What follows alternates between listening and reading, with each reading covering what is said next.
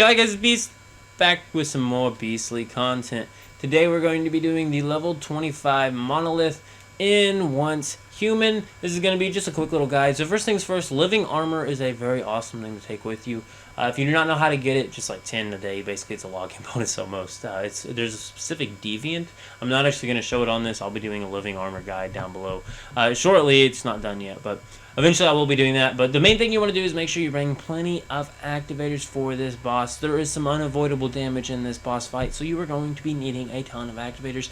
I'm taking 2 stacks with me. Also, bring yourself some food. You want to be fully filled on the hunger bar. You also want your hydration filled, so bring yourself some water. You probably already got those stuffs on you. If you don't, well, that's kind of something you just need to be carrying on you, man. You need to eat, you need to drink. I mean, that's just how life is. But no, the next thing you're going to need to do is actually just make sure your armor is fully repaired, make sure your weapons are fully repaired. I don't think my boots were, but we said whatever, boots are boots, and we went in anyway. Hopefully I think they had enough durability to make it through the boss fight. I don't actually think they're quite broke yet. They might be, I don't know. But we did get all our weapons upgraded to like level 4 or so, and they're only tier 3 guns. So tier 3 legendary guns can definitely kill this boss. Heck, I don't even think they have to be legendary. Tier 3 guns can kill this boss if they're calibrated to even just level 4, 3. You don't have to go all crazy on the calibration for tier 3s, because eventually you're going to be going to higher areas that will have aluminum, and you'll be able to make tier 4 and tier 5 guns. And that's really the good point of the game. That is what you're going to want to be doing, is unlocking the tier 4 and tier 5 guns. But as you can see here, and this is me testing out healing bandages. I think this is me testing out healing bandages. Yeah. So, healing bandages, I'm not sure what they actually do. I thought they were like another activator that was just weaker or something, but they don't actually seem to be healing me at all. I swear it said they healed though, so maybe either they're bugged or don't work, or maybe if they're doing something else, they're curing diseases or something. I don't know, guys. But anyway, as you can see there, we actually teleported to the teleport tower. If you didn't notice there, I would actually recommend for you to go find the teleport tower directly by the monolith, because if you do, you can do what I just did and jump straight down into the monolith, avoid all the enemies here, and just get straight into the boss fight. I have challenged this monolith 3 times before this one, so just a fair warning, you may want to pay attention to the part where I explain how to beat the boss. Also, I forgot to mention, so hopefully you haven't jumped into this while you're watching the video, bring a shotgun, or not a shotgun, bring a sniper, bring a sniper, bring a sniper. Don't forget your sniper. Bring a sniper. It can be a blue. It doesn't matter. You just need a sniper. You need some sniper ammo, because there is a specific boss mechanic at this boss that is absolutely infuriating. Also, I figured since we're going to go ahead and begin this, I'm going to go ahead and show y'all the cutscene for this monolith. So first things first, you start off in a hallway. You're going to go up 1 flight of stairs, and then all you're going to have to do is go down this hallway here. And at the end of the hallway, the cutscene is going to trigger. And I am just going to let that play out for y'all right here. So I'll see you in just a second.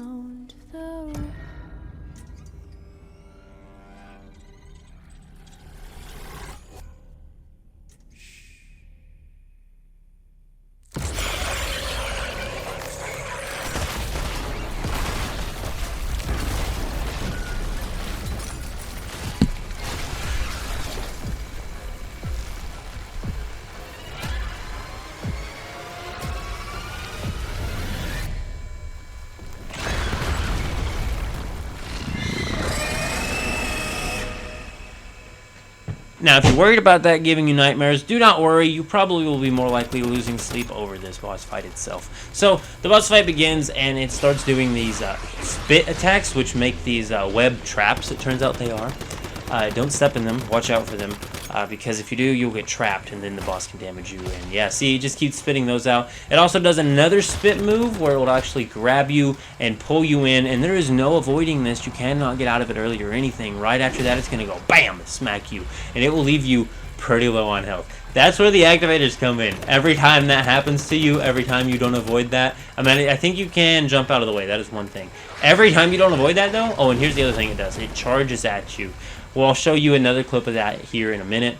But there that was. Also, another thing I'm also going to mention is that I actually didn't have the sniper equipped. I was just hot swapping between a sniper and an LMG. I used an AR and an LMG, both having about 1,000 to 2,000 ammo. By now, every single Monolith guide I've done, I've explained to you, you need a ton of ammo for these Monolith bosses, guys. Always bring with you a few thousand ammo on each gun. I mean, it's just a no-brainer thing to do. All you gotta do is go farm up some ammo. Once you have that much ammo, go challenge the Monolith, and hey, you're gonna win it, no problem. So, this is where the sniper comes in. This is the boss mechanic. There are 2 rounds of this, by the way. There are going to be 4 eggs that are so far away from you that they are very far away. You cannot walk on the spider egg or the spider nest in front of you. So basically, it's like it's 200 feet away from you and you can't go any closer to it. So trying to shoot those eggs with an AR will get you killed way too many times. And I died here stepping in those traps. We did have to use a Rift Activator just one single time, or whatever they're called. I don't really care about those things, but because I just try not to die. But as you can see here, here is the egg. Just go ahead and shoot the eggs. All you have to do is destroy all the eggs. They are always going to be 2 on that far ledge over there, and the one that we were just shooting at. You do have to destroy all the eggs before the boss will be able to take damage then. Again, and then after that, you're going to have to damage the boss some more. Once you get it low enough, it will enter into the second phase of the egg shootout. It's the exact same as before. It's going to be in these 2 spots. I actually think it might put them on different webs. I'm not 100% sure on this, but it seemed like on my second time, I wasn't finding them in the same spots, even though I thought for sure I was standing. I could have just been confused and not actually standing where I thought I was. Also, the boss will be spawning these eggs while it's still taking damage. Always kill those eggs. If you do not, so many spiderling eggs will spawn up and come try to kill you, and it's just not fun at all because they explode and do explosive damage. So I have a Deviant, which I don't remember where I got it from. I think it was one of the low quests. That's really all you need to know. Low was the guy to go to for quest-based Deviants.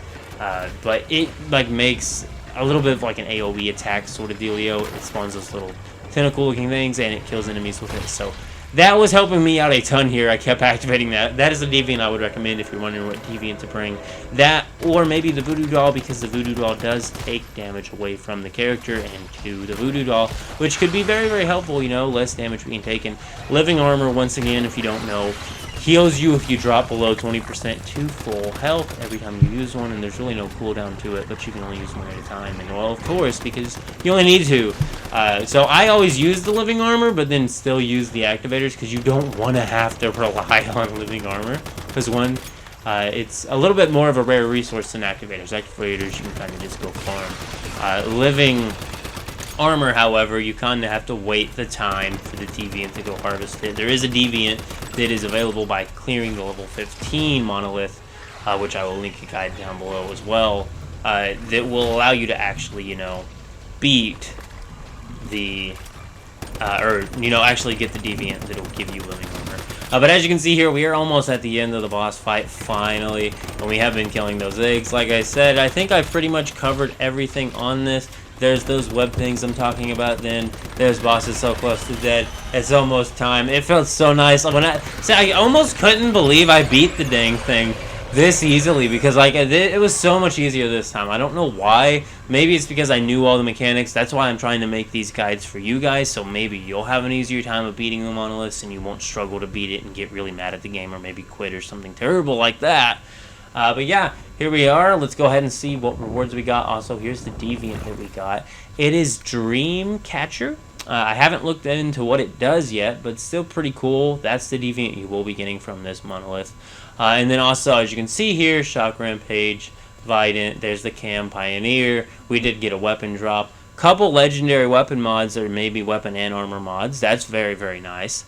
But I do believe I'm out. See yous. Keep it beast mode.